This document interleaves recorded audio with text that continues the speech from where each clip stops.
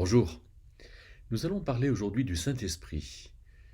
Le Saint-Esprit, est-ce qu'il y a quelque chose de plus important finalement dans notre vie que le fait que Dieu habite en nous, que le fait que la personne de Dieu soit en nous, soit à l'aise, fasse ce qu'elle veut faire, nous conduise, nous fasse comprendre, puis soit vraiment en relation avec nous et nous avec elle, avec le Saint-Esprit.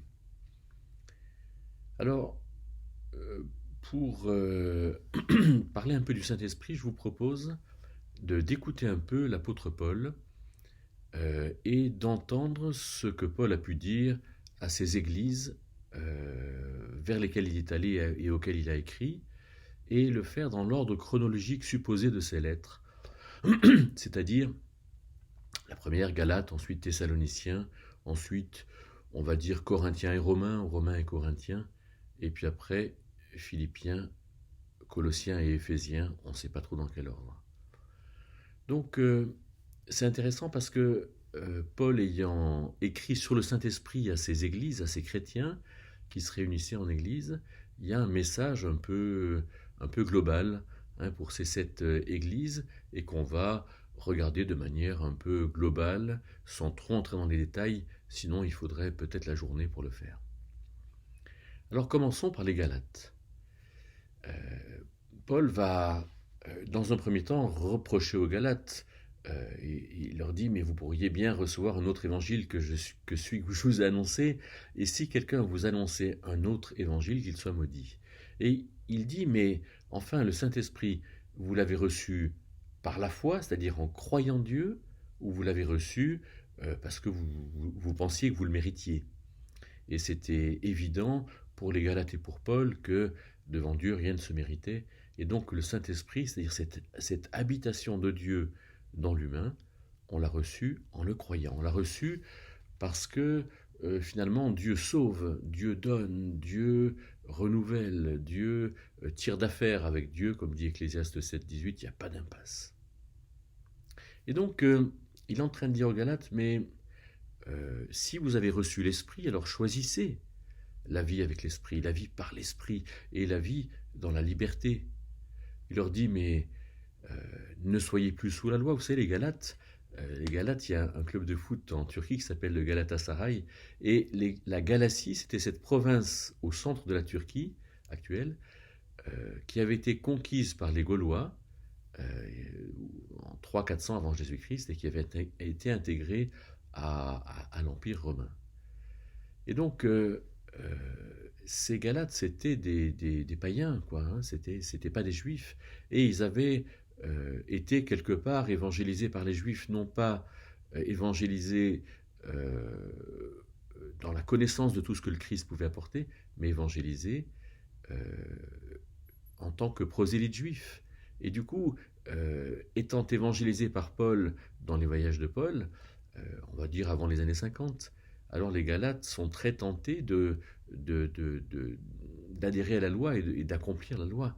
Et toute l'Épître aux Galates est une lettre où Paul va se situer par rapport à la loi en expliquant ce que c'est que la loi, quelque part la loi, le code civil en Israël, et duquel les Juifs n'ont absolument rien à faire, aucun profit, bien que la loi soit sainte et soit bonne, comme Paul va le dire aux Romains. Et donc il dit, mais choisissez la liberté, soyez conduits par l'Esprit, comprenez que c'est en faisant les choses avec Dieu qu'on fait bien les choses et que quelque part on n'est pas ennuyé parce que Paul appelle par ce que Paul appelle la chair, qui est la personne finalement sans l'esprit, un petit peu comme une voiture sans essence ou un ordinateur sans électricité. Vous voyez un peu la chose.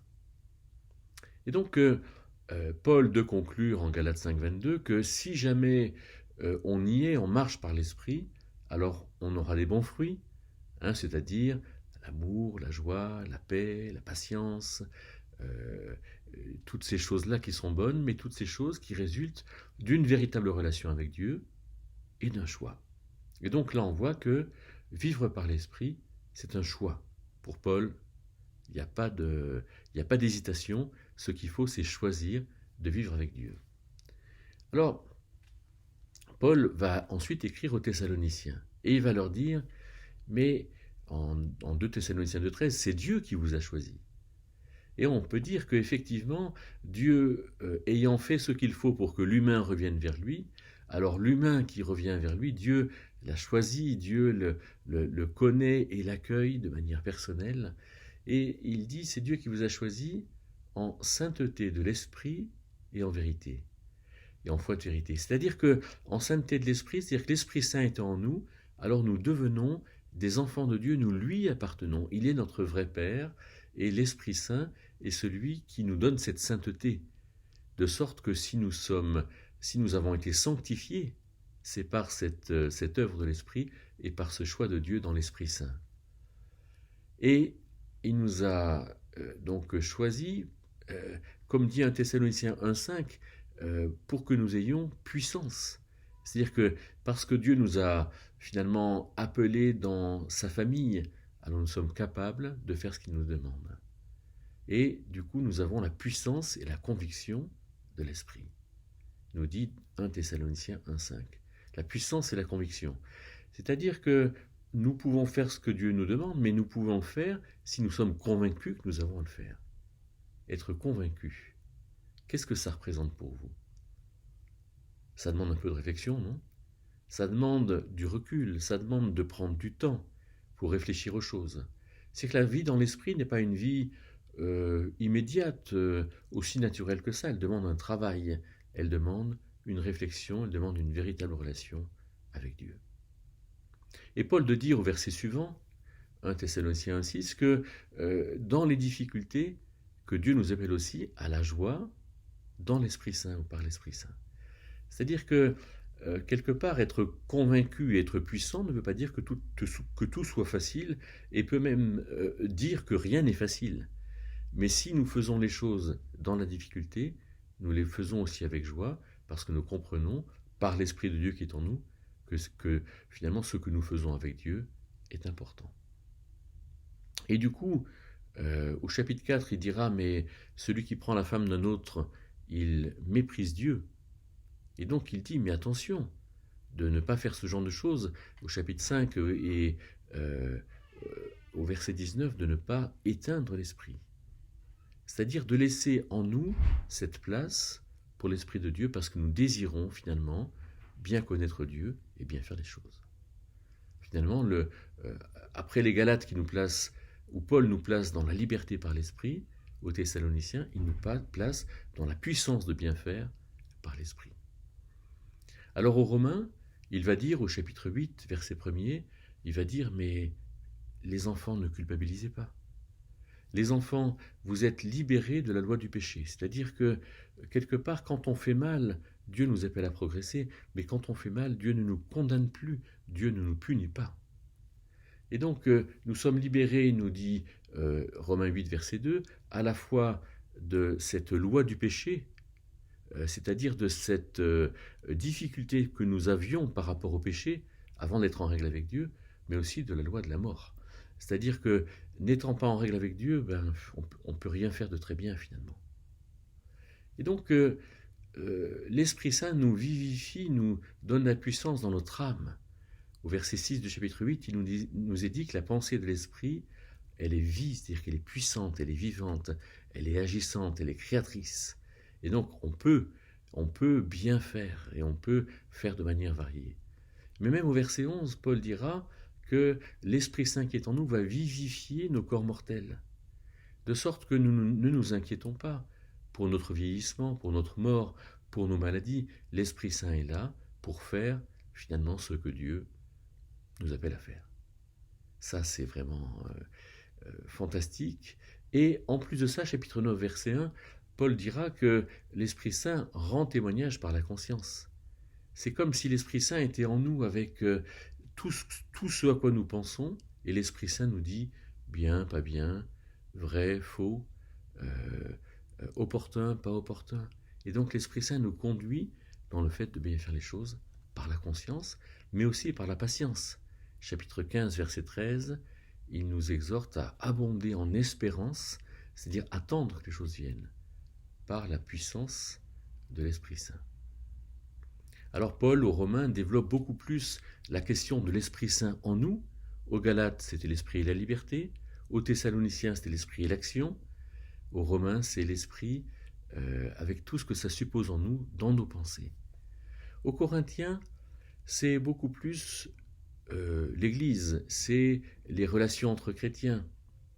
C'est, par exemple, il dira dans le cadre des rencontres de l'Église, au chapitre 12 et au verset 3, « Je ne veux pas que vous soyez ignorants concernant la manière dont l'Esprit Saint se manifeste. » Et il dit, mais ceux qui reconnaissent Jésus comme Seigneur, c'est-à-dire comme Fils de Dieu, comme Sauveur, comme Créateur, comme Dieu fait homme, alors ceux-là, ils sont conduits par l'Esprit. C'est l'Esprit Saint qui leur fait comprendre quelque chose. Au verset 7, il va dire, mais à chacun de vous est donnée la manifestation de l'Esprit. Attention, ce qui est donné, ce n'est pas d'être docteur, pasteur, prophète, parler en langue, etc. Non, ce qui est donné, c'est la manifestation de l'Esprit. Et cette manifestation, au verset 11, eh bien, le Saint-Esprit la donne comme il veut et à qui il veut. Donc attention de ne pas enfermer, de ne pas nous enfermer dans quelque chose qui finalement restreindrait l'Esprit Saint. Et puis, toujours au chapitre 12 et verset 13, il dit « Mais si vous avez l'impression qu'entre vous c'est un peu la cacophonie, mais détromperez-vous, que chacun de vous recherche ce que l'Esprit appelle à faire. Et sachez aussi que l'Esprit, nous avons tous été immergés dans un seul Esprit, 1 Corinthiens 12, 13, afin d'être un seul corps. Et le corps, il a de la cohérence. Les membres vont bien entre eux. L'unité de l'Église, l'unité des chrétiens, même s'ils sont différents. Et aux Philippiens, il leur dira, mais cette unité, gardez-les. Philippiens 1, verset 27, il dit, mais soyez ensemble devant Dieu d'un même esprit, et ensemble entre vous d'une même âme. Sachez être ensemble devant Dieu, c'est-à-dire venir trouver Dieu dans l'Église. Mais par contre, apprendre et réaliser à se trouver les uns avec les autres, dans une même âme, en disant au chapitre 2, verset 1, s'il y a une communion de l'Esprit, comme si c'était un peu dérisoire. Mais c'est fantastique, la communion de l'Esprit. Et donc, il les appelle à faire attention à tout ce qui est dangereux, en disant même que par rapport à ces Juifs qui prêchent la circoncision, chapitre 3, verset 3, il va dire, mais la circoncision, c'est nous qui servons Dieu ensemble par l'Esprit. Les Colossiens, eh bien, Colossiens, il leur dit une seule chose. Colossiens 1, 9, il leur dit, mais nous ne cessons pas de prier pour que vous soyez remplis de la connaissance de la volonté de Dieu en toute sagesse et intelligence de l'Esprit. Ah, c'est-à-dire que l'Esprit Saint qui est en nous, Dieu en nous, nous donne tout le temps, à l'égard de toute circonstance ou de toute personne, sagesse et intelligence. C'est-à-dire que à tout moment, nous sommes capables de comprendre l'intelligence ou d'être sages, de bien faire. Ça, c'est vraiment, c'est fantastique, en fait. Quand on a ça, on a tout. Après, à nous de faire ce que nous avons à faire. Et Paul de finir en disant finalement que ce soit collectivement dans l'Église ou individuellement, nous sommes appelés à être remplis de la plénitude de Dieu, remplis de l'Esprit. Et il va dire, chapitre 2, verset 22, « Vous êtes une habitation de Dieu par l'Esprit » Fantastique. Fantastique de penser que quand on se retrouve en Église, il y a quelque chose de collectif, il y a une véritable habitation. Mais il va dire, chapitre 3, verset 16, « En étant fortifié par l'Esprit qui est en vous ». Et donc, c'est à nous de nous laisser renouveler. Et même, chapitre 4, verset 23, de nous laisser renouveler par le Saint-Esprit dans notre compréhension. Il y a un vrai travail. Si Dieu donne les choses, à nous aussi de les recevoir. Il y a un vrai travail de notre part qui est à faire. Et il va un peu conclure en disant, chapitre 4, verset 30, « N'attristez pas le Saint-Esprit ». Mais au chapitre 5, verset 18, « Soyez remplis de l'Esprit, soyez continuellement remplis de l'Esprit, en s'occupant de lui, bien sûr, en reconnaissant que Dieu est derrière toute chose, rendez grâce pour tout, versets 19 et 20, et puis, et en étant soumis les uns aux autres, dans la crainte du Christ, c'est-à-dire ce que nous sommes tous en train de faire, nous qui voulons plaire à Dieu, c'est de chercher à apprendre de Dieu.